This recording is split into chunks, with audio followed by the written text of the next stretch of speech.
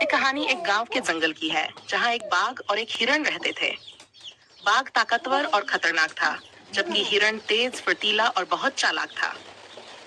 कहानी का सारांश। एक दिन बाघ ने हिरण को देखकर सोचा कि ये तो बड़ा स्वादिष्ट भोजन होगा। उसने हिरण का पीछा किया, परंतु हिरण ने अपनी फुर्ती और चतुराई से बाघ को चकमा दे दिया।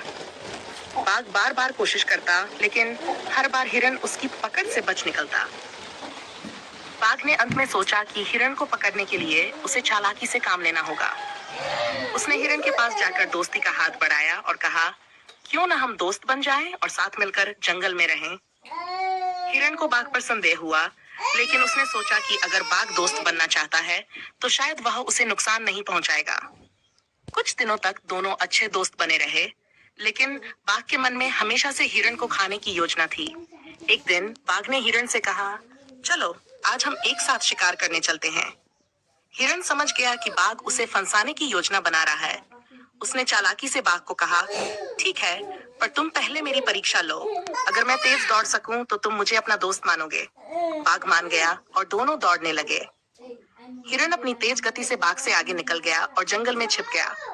बाघ, जो बहुत थक चुका था, हिरण को ढूंढ नहीं पाया।